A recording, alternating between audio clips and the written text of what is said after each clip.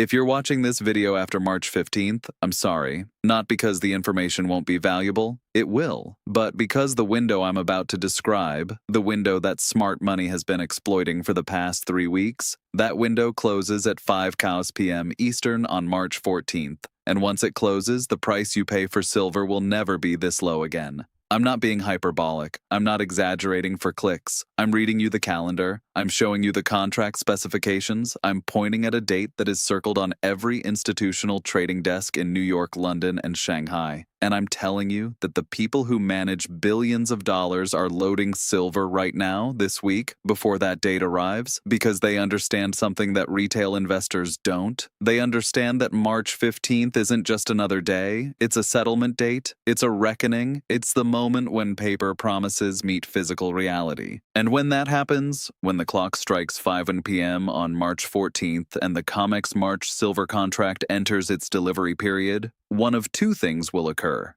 Either the shorts deliver the metal they've sold, or they don't. And if they don't, if they can't, if the 35 million ounces in the registered vaults isn't enough to cover the standing delivery demands, the paper market breaks. And smart money isn't waiting around to find out which scenario plays out. They're buying physical now, this week, before the deadline. And if you're smart, you will too. Let me explain exactly what happens on March 15th because the details matter. The COMEX silver futures market operates on a monthly contract cycle. Each contract has a first notice day and a last trading day. For the March 2025 silver contract, first notice day is February 28th. That's the day when long contract holders must declare whether they intend to take delivery of physical silver or roll their position to a later month. Last trading day is March 14th. That's the final moment when any trading can occur in the March contract. After 5 p.m. on March 14th, all remaining open contracts enter the delivery period. And here's the critical part. Once a contract enters delivery, it must be settled with physical metal. Not cash, not a check, not a rollover to the next month. Physical silver bars delivered to a COMEX-approved vault with the buyer's name on the warrant. This is the moment when paper meets reality. This is the moment when the leverage collapses from 20 to 1 to 1 to 1. This is the moment when the market finds out whether the metal actually exists. Now let me show you why this particular March contract is different, because not every delivery month creates a crisis. Most of the time, the majority of long holders roll their positions. They don't want physical delivery.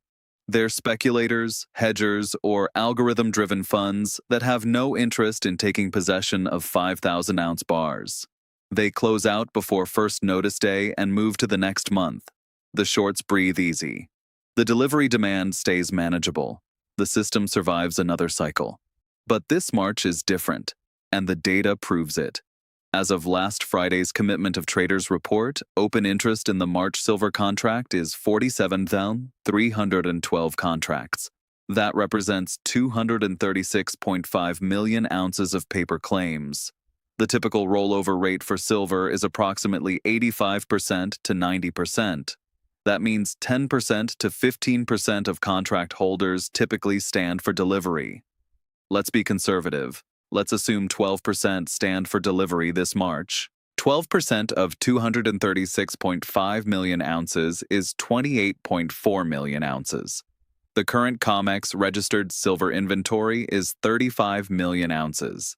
That means if just 12% of contract holders demand physical delivery, over 81% of the registered inventory would need to change hands in a single delivery cycle. 81% in 1 month. That is not normal. That is not sustainable. That is a system operating on the edge of failure. But here's what makes this March even more dangerous. The rollover rate is dropping.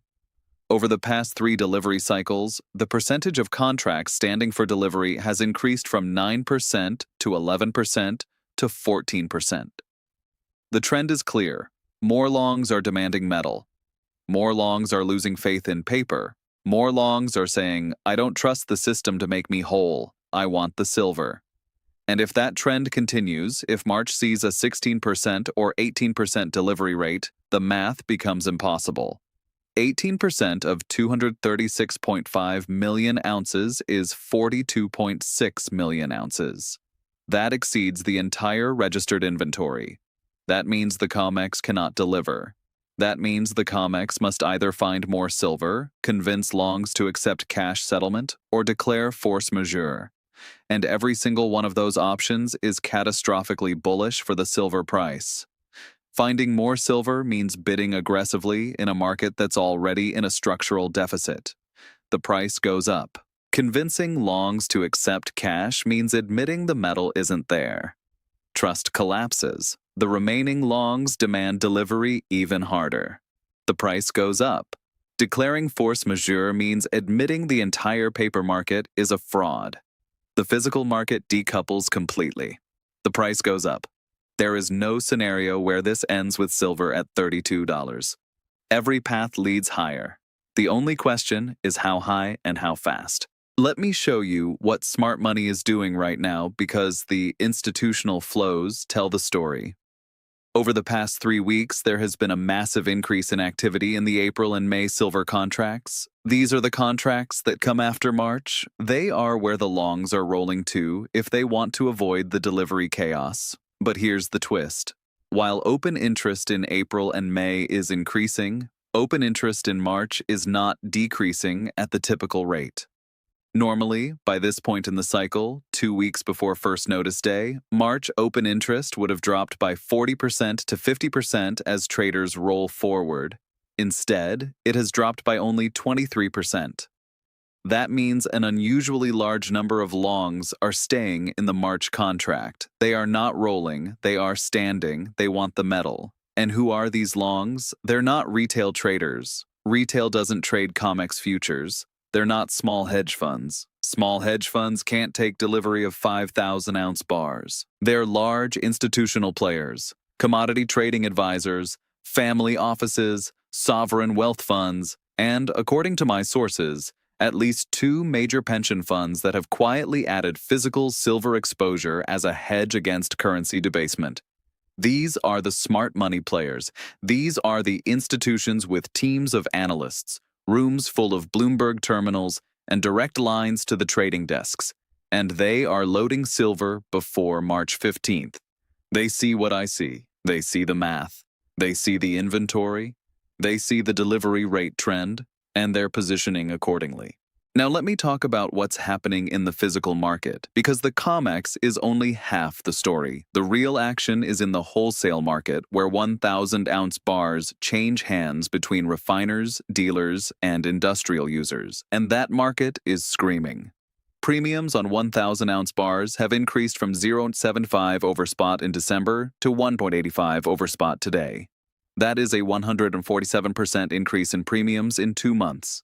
Lead times for bar delivery have extended from 1 week to 3 to 4 weeks. That means even if you pay the premium, you wait a month to receive your metal. Major industrial users are reporting allocation issues. They're not getting their full orders. Refiners are running at maximum capacity, but cannot keep up with demand. The wholesale market is telling you there is a shortage. The retail market is telling you there is a shortage. The COMEX inventory is telling you there is a shortage. The only thing not telling you there is a shortage is the spot price. And that's because the spot price is set by paper, not physical. The spot price is a lie designed to keep you calm while the inventory drains. It's designed to keep you inactive while smart money accumulates. It's designed to make you think silver's only $32, there's no rush, I'll buy later. And by the time you realize the truth, by the time the shortage becomes so severe that even the paper price must acknowledge it, the buying opportunity will be gone. Let me give you the timeline because I want you to understand exactly how this plays out. Today through February 28th, this is the accumulation window. Smart money is buying March contracts with the intention of standing for delivery. They are also buying physical metal directly from dealers and refiners. Every ounce they lock up is an ounce that won't be available to the shorts when delivery time comes. The spot price may drift higher during this period, but it won't explode. The banks will use their algos to keep the price capped. They don't want to panic before they've finished their own positioning. February 28th, first notice day. This is when longs must declare their intention. Any long that doesn't roll or close their position is standing for delivery. The exchange will publish the number of delivery notices issued. If that number exceeds expectations, the shorts will know they have a problem. The price will begin to react. March 1st through March 14th. The tension builds. The shorts have 2 weeks to source metal. They can buy from the registered inventory. They can buy from eligible inventory if holders are willing to convert. They can buy in the physical market and deliver into the COMEX. Or they can try to convince longs to accept a cash premium to settle instead of taking metal. Every one of these options puts upward pressure on price. The spot price during this window will be extremely volatile. March 14th, 5 p.m. Last trading. Any remaining open March contracts enter delivery. There is no more trading, no more rolling, no more escape. The shorts must deliver metal or face default. March 15th through end of month. The delivery period. This is when metal physically changes hands. This is when we find out whether the system is solvent. If deliveries proceed smoothly, the crisis is averted until the next cycle. If deliveries fail, if the exchange announces delays, if longs report receiving cash instead of metal, the market will reprice instantly, trust will collapse, the physical premium over spot will explode, and the smart money that bought before the deadline will be sitting on generational gains while everyone else wonders what happened. Now let me talk about the second reason smart money is loading silver this week, because the COMEX delivery isn't the only March 15th event that matters. March 15th is also the deadline for banks to file their quarterly call reports with the FDIC and Federal Reserve. These reports include detailed information on derivative exposures, including precious metals derivatives. And here's what most people don't know. Starting with the Q1 2025 reporting period, banks must report their precious metals derivative positions using new, more granular categories that separate gold from silver, from platinum from palladium. Previously, precious metals derivatives were reported in a single aggregate bucket. That made it easy to hide the true size of silver short positions within a larger gold number. The new requirements force transparency. For the first time, regulators and the public will be able to see exactly how short the major banks are in silver specifically. And the banks know this is coming. They've known since the rule was finalized in October 2024. They've had 5 months to prepare. And how do you prepare for a reporting requirement that will expose your massive silver short position? You reduce the position, you cover, you buy, before the reporting deadline, before the numbers become public, before the world sees that you're short 200 million ounces of a metal with only 35 million ounces of deliverable supply. That is exactly what the block trade data is showing. The overnight covering that I've documented in previous videos has accelerated dramatically since February 1st. The banks are racing to reduce their exposure before they have to report it, and the March 15th filing deadline is the finish line. Let me connect these two events because when you see them together, the urgency becomes undeniable. The COMEX March delivery period begins on March 15th. The bank derivative reporting deadline is March 15th. The banks need to cover their shorts before both events. They need metal to deliver against contracts standing for delivery, and they need to reduce their reported short position to avoid regulatory scrutiny and public embarrassment. Both goals require the same action, buying silver, and both deadlines hit on the same day. This is a convergence. This is a perfect storm. This is the kind of calendrical collision that creates market-moving events. The banks are trapped between two closing walls. On one side, delivery demands they cannot meet. On the other side, reporting requirements they cannot evade. And the only escape is through the silver market. Buying, covering, accumulating. Before March 15th. That is why smart money is loading silver this week. Not because of some vague long-term thesis, not because of some speculative hope about future industrial demand, because of two immovable deadlines that hit in less than 3 weeks, because of math that cannot be negotiated, because of a situation that has no solution except higher prices. Let me address the question you're asking in your head right now because I know what it is. You're asking, If this is so obvious, why isn't the price already moving? Why is silver still at $30? Why aren't we at $40 already? Fair question. Here's the answer. The price isn't moving yet because the banks are the ones who set the price. They control the algos, they control the paper market, they control the order flow, and they need the price to stay low while they finish covering. If they let the price run now before they're done, their remaining short position becomes more expensive to close. Every dollar silver rises costs them billions, so they're holding the price down with their left hand while they buy with their right hand. They're suppressing and accumulating simultaneously. It's a delicate operation. It requires coordination between trading desks. It requires careful management of the order book. It requires keeping retail asleep while institutions position. But it cannot last forever. Eventually, the physical market overwhelms the paper market. Eventually, the buying pressure exceeds the algo's capacity to suppress. Eventually, the inventory drains to a level where there simply isn't enough metal to deliver. And when that happens, the price doesn't grind higher. It gaps, it jumps, it reprices overnight in a way that leaves no opportunity to buy the dip because there is no dip. There's only a new, higher price that reflects the reality that should have been acknowledged all along. I want to show you a historical parallel because this exact pattern has played out before. March 2020. COVID hits. Markets crash. Silver drops from $18 to $12 in 3 weeks. The paper price collapses. But something strange happens in the physical market. Dealers run out of inventory.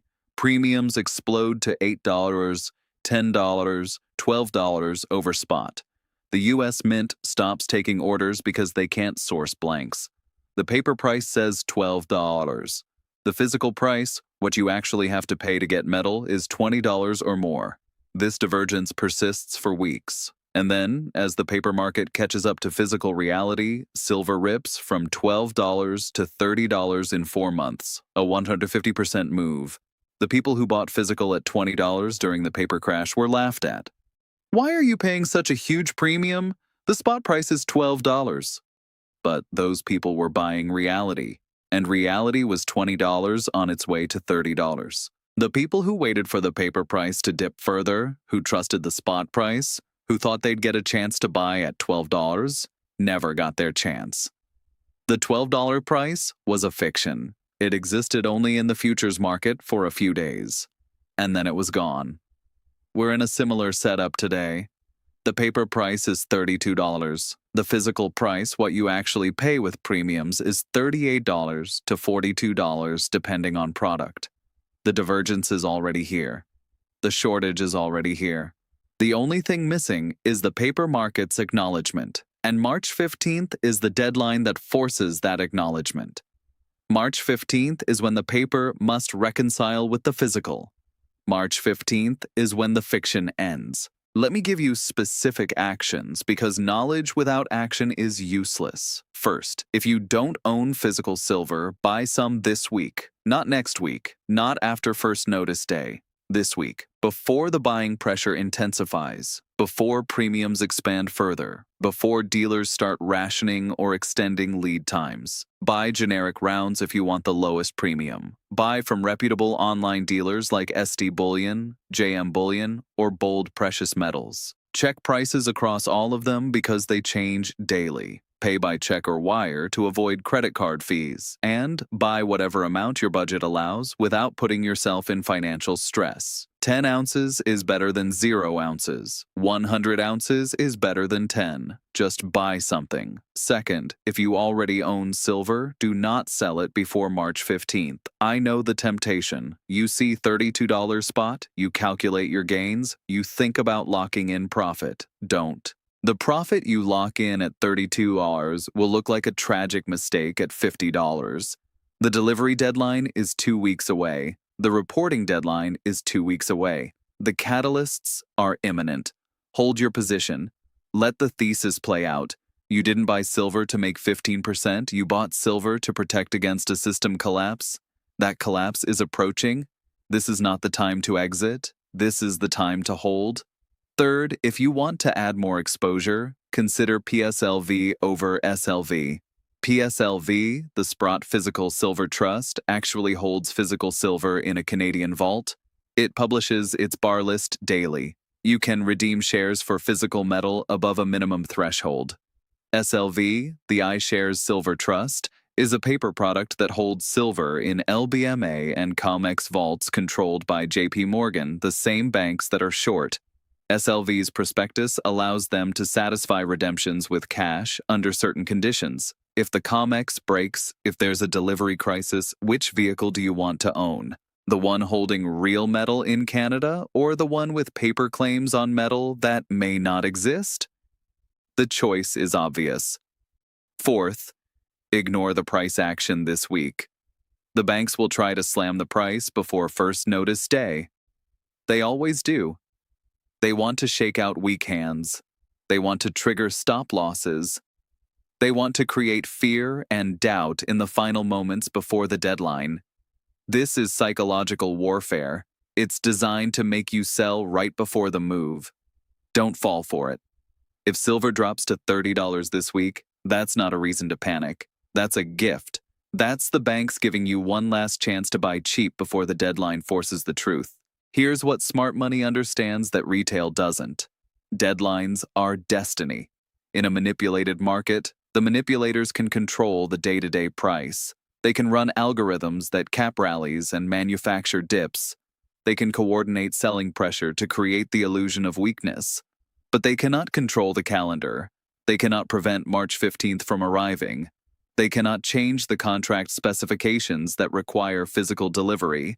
They cannot alter the reporting requirements that demand transparency. The deadline comes whether they're ready or not, and if they're not ready, if they haven't covered enough shorts, if they haven't sourced enough metal, if they haven't reduced their reported exposure enough, the deadline will expose them.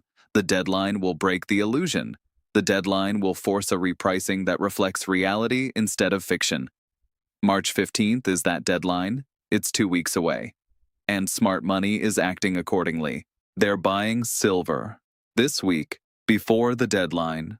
The question is whether you'll join them or watch from the sidelines as the opportunity passes. I've shown you the math. 47,312 contracts open, 236.5 million paper ounces, 35 million registered physical ounces, delivery rates trending higher, inventory at multi-year lows, premiums at multi-year highs, banks facing a dual deadline for delivery and reporting, institutional flows concentrated in the pre-deadline window. Every data point tells the same story. Every indicator points the same direction. The convergence is real. The deadline is immovable. The outcome is bullish. The only variable is you. Will you act on this information or will you wait? Will you buy before the deadline or after? Will you position with smart money or against them? The answers to those questions will determine whether the next few weeks make you money or cost you opportunity. I know what I'm doing. I'm buying this week, before March 15th, because I've seen this setup before, because I understand what deadlines do to manipulated markets, because I refuse to be the retail investor who always shows up late, who always buys after the move, who always wonders why they didn't act when they had the chance. Not this time.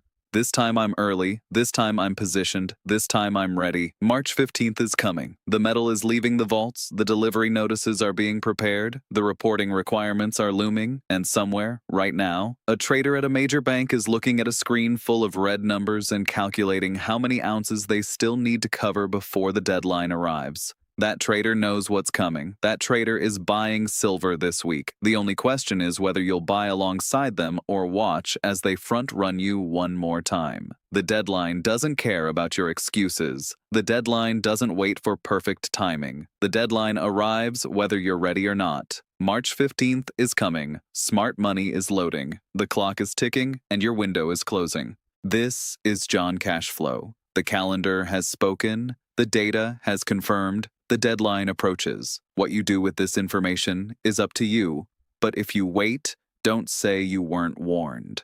I'll see you in the next one.